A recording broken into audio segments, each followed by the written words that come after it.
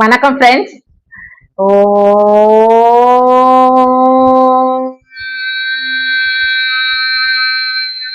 நம சிவாய. திருநீற்று மெய்யடிமைகள் எவ்வளவு பெரிய ஒரு பெயர் பாருங்களேன். அதாவது பெரியன்னா சிறப்பு வாய்ந்த பெயர் அப்படின்னு சொல்றேன். திருநீற்று மெய்யடிமைகள். என்னப்பன் சிவபெருமானை வணங்கும் அனைவரையுமே நாம் சிவனடியார்கள் அப்படின்னு சொல்றோம் இல்லையா? அவர் தேவாரம் திருவாசகம் பாடிய நால்வராக இருந்தாலும் சரி, 63 நாயன்மார்களாக இருந்தாலும் சரி, முனிவர்களாக இருந்தாலும், யாராக இருந்தாலும், சாதாரண நம்மை போல பக்தர்களாக இருந்தாலும் சிவபெருமானை வணங்கினால் ஒரே வார்த்தைகளை தான் அழைப்போம், அவங்க சிவனடியார்கள் அப்படின்னு சொல்லிட்டு. இது என்ன இது திருநீற்று மெய்யடிமை அப்படின்னு சொல்றாங்களே அப்படின்னு சொன்னா, ஆமா ஃப்ரெண்ட்ஸ், திருநீற்று மெய்யடிமை அப்படிங்கிறது ஒரு நாயனார் தன்னை தானே சொல்லிக்கொண்ட ஒரு அடிமை சாசனம். அந்த நாயன்மாரை பற்றி தான் நம்ம இந்த பதிவுல பார்க்க போறோம். அதாவது ஈசனுக்காக, அவருக்காகவே, சிவபெருமானுக்காகவே நாங்க இருக்கோம், அவருடைய அடிமைகள் தான் நாங்க, அவருடைய திருவடி தான் எங்களுக்கு எல்லாமே அப்படின்னு சொல்லக்கூடிய அத்துணை சிவனடியார்களுக்கும் ஒரு வார்த்தையா இந்த வார்த்தை மேம்பட்ட வார்த்தைகளா தெரிஞ்சது ஃப்ரெண்ட்ஸ் எனக்கு. ஏன்னா திருநீற்றுக்கே மெய்யடிமைகள் அப்படின்னு சொல்றாங்க. வாங்க, அந்த நாயனார் யாரு, அவர் எதற்காக திருநீற்று மெய்யடிமைன்னு சொல்லியிருந்தாரு அப்படிங்கிறத பத்தி எல்லாம் எந்த பதிவுல நாம பார்க்க போறோம் ஃப்ரெண்ட்ஸ். அதற்கு முன்னால ஜெயகௌரி ஜோதிடாலயம் சேனல நீங்க முதல் முறையா பாக்குறவங்களா இருந்தா சப்ஸ்கிரைப் பண்ணுங்க, பெல் ஐக்கான கிளிக் பண்ணுங்க, லைக் பண்ணுங்க, ஷேர் பண்ணுங்க ஃப்ரெண்ட்ஸ். அப்படியே ஓம் நம சிவாய அப்படின்னு கமெண்ட் பண்ணுங்க ஃப்ரெண்ட்ஸ். ஏன்னா நம்மளுடைய வேண்டுதல் அத்துணைக்கும் கண்டிப்பா கண் திறந்து பார்த்து நம்மள ஆசீர்வதிப்பார் நம்ம சிவபெருமான். அப்படித்தான் இன்று ஓரளவு போர் நின்று இருக்கு இல்லையா? அமெரிக்காவுக்கும் ஈரானுக்கும் நடைபெற்ற போர்ல எவ்வளவோ நம்ம வேண்டுதல் வைத்தும் சமரசம் வந்து வந்து விலகிக்கிட்டு இருக்கு. இன்னமும் அவங்க ஒப்பந்தத்துல கையெழுத்திடலைனாலும் எந்த தாக்குதலும் இல்லை அப்படின்னு நினைக்கிறேன் ஃப்ரெண்ட்ஸ். அதனால அமைதியை வேண்டி, ஆரோக்கியத்தை வேண்டி ஓம் நம சிவாயன்னு கமெண்ட் பண்ணுங்க ஃப்ரெண்ட்ஸ். வாங்க ஃப்ரெண்ட்ஸ், பதிவுக்குள்ள போலாம்.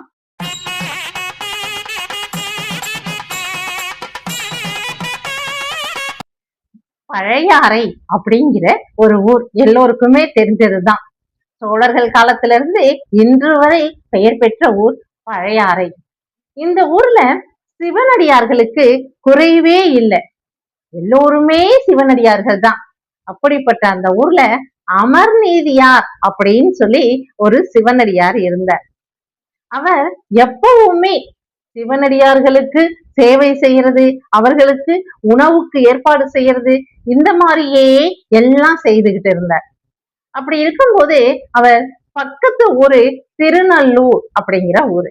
அந்த திருநல்லூர்ல ஒரு மடம் கட்டினார். ஒரு மடம் கட்டி அதுல சிவனடியார்கள் வருபவர்கள் அத்தனை பேரும் தங்கணும், அவளுக்கு அன்னதானம் கொடுக்கணும், அதோட சேர்த்து கோவணமும் கீழும் கொடுத்து வந்தார். எவ்வளவு பெரிய விஷயம் பாருங்களேன். சிவனடியார்களுக்கு அன்னதானமும் கொடுத்து, தங்கும் இடமும் கொடுத்து, கோவணமும் கீழும் கொடுத்து வந்திருக்காங்க. இப்படி அமர்நீதி நாயனார் செஞ்சிட்டு இருக்காரு. அப்ப அமர்நீதியார் மட்டும்தான். அவரு இப்படி சிவத்துண்டு ஆட்டிக்கிட்டே இருக்கும்போது ஒரு நல்ல காலம் கிடைச்சிருச்சு. எப்படின்னா, சிவபெருமானே என்ன சொல்லிட்டாரு, நாம எப்படியாவது அமர்நீதி நாயனாரின் பெருமைய இந்த உலகுக்கெல்லாம் உணர்த்தணும் அப்படின்னு சொல்லிட்டு அவரிடம் ஒரு திருவிளையாடல் பண்ண நினைச்சாரு. எப்பவுமே 63 நாயன்மார்களையும் திருவிளையாடல் மூலமே உலகுக்கு வெளிக்கொண்டு வந்தார். அதை போலவேதான் அமர்நீதியாரிடமும் திருவிளையாடல் கொள்ள மனம் நினைத்தார். ரொம்ப ஆசைப்பட்டார் சிவபெருமான். உடனே என்ன பண்ணார் தெரியுமா? அந்தனர் உருவெடுத்தார். ஒரு பிராமணர் மாதிரி உருவெடுத்துட்டு கையில ஒரு தண்டம், ஒரு குச்சி வச்சிருப்பாங்க இல்லையா, அந்த தண்டம் ஒண்ணு எடுத்துட்டு அதுல 2 கோவணம் கட்டி வச்சிருந்தாரு. அந்த 2 பக்கமும் 2 துணிகள் கட்டி வச்சிருந்தாரு, கோவணமா அவர் அணிந்து கொள்றதுக்காக. எம்பெருமான் ஈசன் தான் அந்தன வடிவம் எடுத்து கையில ஒரு குச்சி கோலோட அதுல 2 பக்கமும் துணி கோவணத்தை அதுல 2 கோவணமா கட்டி எடுத்துட்டு அந்த ஊருக்கு வந்தார். என்ன ஊருக்கு வந்தார்? திருநல்லூர் அப்படிங்கிற இடத்துக்கு வந்தார். அந்த திருநல்லூர்ல தான் நம்ம அடியார் திருமணம் கட்டி இருக்கார். அமர்நீதியார் திருமணம் கட்டி செஞ்சுக்கிட்டு இருக்கார், தொண்டு செஞ்சுக்கிட்டு இருக்காருன்னு நம்ம பார்த்தோம். அப்ப அமர்நீதியார் அந்த இடத்துல தொண்டு செஞ்சுக்கிட்டு இருக்கும் போது இவர் அங்கு வரார். யாரு? அந்தனர் உருவெடுத்து நம்ம சிவபெருமான் அங்க வரார். அங்க வந்து அமர்நீதியாரிடம் நேரடியா சொல்றார், நானு காவேரியில போய் குளிச்சுட்டு வந்துடுறேன், வந்த பிறகுதான் நம்ம அன்னமே சாப்பிடணும், அதற்கு முன்னால 2 கோவணங்கள் வச்சிருக்கேன் இதுல, அதனால இந்த ஒரு கோவணத்தை நீங்க வச்சிருங்க, ஒன்ன மட்டும் நானே எடுத்துட்டு போய் நீராடிட்டு வரேன் அப்படின்னு அந்தனர் வந்து அமர்நீதியார்ட்ட சொல்றாங்க. யார் அந்த அந்தனர்? என்னப்பன் சிவபெருமான் தான். சொன்ன உடனே என்னாச்சு, சரி அப்படின்னு சொல்லி அமர்நீதியாரும் அவருடைய கோவணத்தை ரொம்ப பக்தியா வாங்கி பத்திரமா கொண்டு போய் உள்ள வைக்கிறார். சேஃப்டியா தான் அமர்நீதியார் வச்சிருக்கார். அந்தனர் என்ன பண்ணாரு, நேரா காவேரிக்கு போனார், ஜாலியா குளிச்சாரு. அந்த ஒரு கோவணம் வச்சிருந்தாரு இல்லையா, 2ல 1 வந்து அமர்நீதியார்ட்ட கொடுத்தாச்சு, இன்னொன்னு வந்து அவர் வச்சிருந்தாரு இல்லையா, அதை அணிஞ்சிருந்தாரு. அதை போட்டுட்டு கிளம்பி வந்துட்டாரு. வர்ற வழியில செம மழை, போட்டுட்டு வந்துட்டாரு. வந்துட்டு அமர்நீதியார்ட்ட கேக்குறாரு, ஒரே மழையா இருக்கு, நான் போட்டுட்டு இருந்த கோமணமும் நனைஞ்சு போச்சு, நான் உங்ககிட்ட மறு கோமணம் ஒண்ணு கொடுத்துட்டு போனேன் இல்ல, அந்த கோமணத்தை கொடுங்கோ, நான் மாத்திட்டு வந்துட்டு அதுக்கப்புறமா உணவு உண்ணலாம் அப்படின்னு சொல்றாரு அந்தனர். உடனே அமர்நீதியார், கொஞ்சம் இருங்க சுவாமி, இதோ போய் எடுத்துன்னு வந்துடுறேன் அப்படின்னு சொல்லிட்டு போய் அந்த திருமணம் முழுக்க தேடுறார், கிடைக்கவே இல்லை அந்த கோமணம். அவர் கொடுத்த அந்த கோவணம் கிடைக்கவே இல்லை. அதுதான் நமக்கே தெரியுமே. என்ன தெரியும்? அந்தனர் சிவபெருமான். அவர் எதுக்காக வந்தாரு? திருவிளையாடல் பண்ண வந்தாரு. அப்படி வந்திருக்கும் போது அந்த கோவணத்தை அவரிடம் கொடுத்த கையோட மறைய செய்துட்டார். அமர்நீதியார்ட்ட கொடுத்த கையோட மறைய செஞ்சுட்டார். உடனே அவருக்கு கையும் ஓடல, காலும் ஓடல, வெச்ச இடத்துலயும் காணோம். எல்லோரிடமும் கேட்டு பார்த்துட்டார், எல்லா இடத்துலயும் தேடி பார்த்துட்டார், எங்கேயுமே கிடைக்கல. உடனே ரொம்ப பயந்துட்டே அவர் வர்றாரு. அங்க வந்து, சுவாமி நீங்க கொடுத்த கோவணம் அங்க வச்சிருந்தேன், பத்திரமாதான் வச்சிருந்தேன், ஆனா கிடைக்கல சுவாமி, இப்ப நான் என்ன செய்யறதுன்னு தெரியல. அந்த கோவணத்துக்கு பதிலா என்னிடம் இருக்கிற அத்தனை சொத்துக்களையும், இல்லையா என்ன தேவையோ உங்களுக்கு அது எல்லாமே நான் கொடுத்துடுறேன் சுவாமி, ஆனா அந்த கோவணம் மட்டும் காணல, நான் என்ன செய்ய, என்னை மன்னிச்சிருங்க அப்படின்னு ரொம்ப மனசு வருத்தப்பட்டு கதறாரு நம்ம அமர்நீதியார். உடனே அந்தனர் சொல்றாரு, அப்படியா, அப்பன்னா இந்த நீங்க காணடிச்சிட்டீங்கல்ல, தொலைஞ்சு போச்சு இல்ல, அந்த கோவணத்துக்கு ஈக்குவல் கோவணம் தான் இப்ப நான் வச்சிருக்கிறது. இந்த கோவணத்தை ஒரு தராசுல வைக்கிறேன், நீங்க இந்த கோவணத்துக்கு தகுந்த எடையுள்ள பொருளை மட்டும் எனக்கு கொடுங்க போதும் அப்படின்னு சொல்றாரு. அவ்வளவுதானே, தாராளமா கொடுத்துட்டா போச்சு அப்படின்னு சொல்லிட்டு ஒரு தராசு எடுத்துன்னு வந்து அதுல அந்த கோவணத்தை வச்சாச்சு. அந்தனர் வச்சிருந்த கோவணத்தை அதுல வச்சாச்சு. இப்ப என்ன ஆச்சு அப்படின்னு சொன்னா, அவருடைய வைத்திருக்கக்கூடிய அத்துணை தானியங்கள், தனம், நகை, ஆபரணங்கள், இன்னும் என்ன என்ன என்ன வச்சிருக்காரோ அத்தனையும் ஒரு தட்டுல வச்சாச்சு. ஒன்னும் ஆகல. இந்த கோவணம் இருந்த தட்டு அப்படியேதான் இருக்கு, ஒசந்துதான் இருக்கு. ஒண்ணுமே பண்ண முடியல, ஈக்குவல் பண்ணவே முடியல. உடனே என்ன பண்ணாரு, தன்னுடைய மனைவியையும் மகனையுமே அந்த தட்டுல வச்சாரு. உட்கார சொன்னாரு. உட்கார்ந்தாங்க. அப்பயும் ஒண்ணும் ஆகல. உடனே அந்த அந்தனர் கேக்குறார், வேற என்ன இருக்கு உங்ககிட்ட? என்னுடைய கோவணத்துக்கு ஈடா எதுவுமே இல்லையே உங்ககிட்ட, அப்படின்னு சொல்றாரு. அதாவது அகந்தை ஆணவம் எதுவுமே இருக்கக்கூடாது அப்படிங்கிறத அந்த இடத்துல உணர்த்துறாரு. ஏன்னா அவர் சொன்னார் இல்லையா, என்னிடம் இருக்கக்கூடிய அத்தனையே தருகிறேன் அப்படின்னு சொல்லும்போது என்னோடது நான்கிற அந்த அகம்பாவம் வந்துருச்சுன்னு நினைச்சாரோ என்னவோ தெரியல. உடனே உன்னோட உங்ககிட்ட இருந்தது எல்லாத்தையும் வச்சாச்சு, இனி என்ன பண்ண போற அப்படின்ன உடனே அவருக்கு அமர்நீதியாருக்கு ரொம்ப மனசு வருத்தப்பட்டாரு. சுவாமி நான் என்ன செய்யன்னு தெரியலையே அப்படின்னு சொல்லிட்டே இருக்கும் போதே அவரு அந்த இடத்துலதான் பஞ்சாட்சர மந்திரத்தை ஒரு ஓலையில எழுதுறாரு. நமசிவாய அப்படின்னு சொல்லி ஓம் நமசிவாய அப்படின்னு அந்த இதுல எழுதுறாரு. எழுதிட்டு என்ன சொல்றாரு, நாங்க எங்க குலத்துல அதாவது அவருடைய மனைவி மகன் இவரு எல்லாருமே நாங்க எல்லாரும் திருநீற்று மெய்யடிமைகள் என்பது உண்மையானால் இந்த பஞ்சாட்சர மந்திரத்தை எழுதி இந்த தராசில் வைத்து நானும் உட்காருகிறேன், அப்ப சரியாகுதா அப்படின்னு பார்ப்போம். நாங்கள் உண்மையானால் என் அப்பன் சிவபெருமான் எங்களை ஏற்றுக்கொண்டாரானால் இந்த தராசு சரியாகும், அதாவது ஈக்குவல் ஆயிடும் அப்படின்னு சொல்றாங்க. அந்த கோவணத்துக்கு நிகரான அத்தனை பொருட்களும் வந்தாச்சுன்னு அர்த்தம் அப்படின்னு சொல்லி அவர் சொல்றாரு. துலாபாரம் செலுத்துவா இல்லையா குருவாயூர்ல எல்லாம், அந்த மாதிரி இதுவும் துலாபாரம் தான்.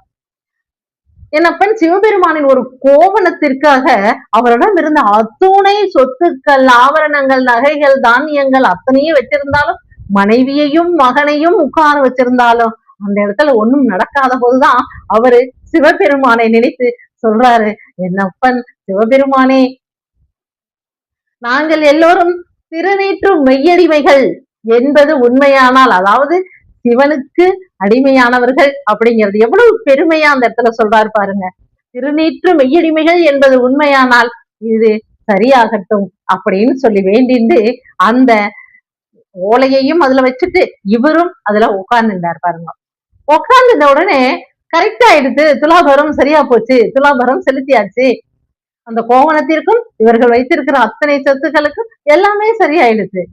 உடனே பிரதட்சிணமா வந்த சிவபெருமான் சொல்றாரு, இறைவனின் திருவரை கோவணமும் இந்த பக்கம் அன்புடன் திருநீற்று வெய்யடிமைகள் எழுதிய ஓலையை வைத்து தானும் அமர்ந்து கொண்டார் அமர்நீதியார்.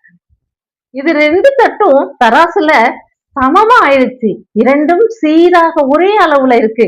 இருந்த உடனே ரொம்ப மகிழ்ச்சி விட்ட சிவபெருமான் தன்னுடைய சோதனையெல்லாம் விளக்கிண்டு என்ன சொல்றாரு, அமர்நீதியாரே உங்களை சோதிக்கிறதுக்கும் இந்த உலகத்திற்கு உங்களின் பெருமையை சொல்றதுக்கும் தான் நானு இந்த மாதிரி ஒரு சோதனைய பண்ணேன். இது சோதனைன்னு நீங்க நினைச்சுக்கப்படாது, உங்களுடைய பக்தியின் உச்சத்தை வெளிக்கொணரதான் நான் இது மாதிரி செய்தேன். அதனால நீங்க மோட்சம் பெறுவதாக அப்படின்னு சொல்லிட்டு அவருக்கு அமர்நீதியா அவருடைய மனைவி அவருடைய மகன் 3 பேருமே பிறவியில்லா பெருவாழ்வு அடைஞ்சிட்டாங்க பாருங்க. இப்படி ஒவ்வொரு நாயனாரும் ஒவ்வொரு திருவிளையாடல்களுக்கு உட்படுத்தப்பட்டுதான் அவர்கள் நாயன்மார்களா சிவபெருமானின் திருவடிய அடைஞ்சிருக்காங்க. நாமும் வணங்கும் போது எத்தனையோ சாமி கும்பிட்டேன், என்னென்னவோ பண்ணிட்டேன், ஆனா எனக்கு மட்டும்தான் இந்த சோதனை எல்லாம் வருது, அது ஏன்னு தெரியல. நான் சிவபெருமான ஒவ்வொரு பிரதோஷத்தையும் போய் வழிபடுறேன், ஒவ்வொரு சிவராத்திரி அன்னைக்கும் அதாவது மாதம் வரக்கூடிய அந்த சிவராத்திரிகளிலும் நான் போய் வழிபடுறேன், சிவபெருமானை நினைத்து கொண்டே இருக்கேன், ஆனா பாருங்களேன் இப்படியெல்லாம் நடக்குது அப்படின்னு மனச விட்டுடக்கூடாது. ஏன்னா நம்மள சோதிக்கிறார்னு அர்த்தம், நம்மள பண்படுத்துறார், மேலும் மேலும் மேலும் நம்மள ஒரு சிவனடியாராக்கவும் மக்களோட மக்களா ஏந்து இருக்கவும் அதே ஒரே மாதிரி இருக்கவும் நம்மள பழக்கிறார். அன்போடையும் பண்போடையும் எல்லா உயிர்களிடமும் ஆசையோடையும் பாசத்தோடையும் நம்ம இருக்கணும் அப்படிங்கிறதுக்காக நம்மள பண்படுத்துறார் நம்ம அப்பன் சிவபெருமான். வர்ற சோதனைகள் அத்தனையுமே நமக்கு சாதனைகளாக்க அவரே அருள் புரிவார். அப்படித்தான் 63 நாயன்மார்களும் எல்லா கோவில்களிலும் இருந்து நமக்காக சிவபெருமானை வழிபட்டு சென்றிருக்காங்க. அவர்களுடைய வழியிலேயே நாமும் சென்று சிவனடியை அடையணும் இல்லையா? அவருடைய திருவடி ஒன்றுதான் நமக்கு எப்பவுமே சாசனம். ஆமாம் தானே? ஓகே ஃப்ரெண்ட்ஸ், இந்த அமர்நீதியாரின் அவருடைய குரு பூஜை இன்னைக்குதான் ஜூன் 20. இன்னைக்குதான் அமர்நீதியாரின் குரு பூஜை. முடிந்தவங்க சிவன் கோவிலுக்கு சென்று அமர்நீதியார வணங்கிட்டு வாங்க. 63 நாயன்மார்கள் ஒருவரான அமர்நீதியார வணங்கிட்டு சிவபெருமானையும் வழிபட்டுட்டு வரணும் ஃப்ரெண்ட்ஸ். ஓகேயா? பாய்.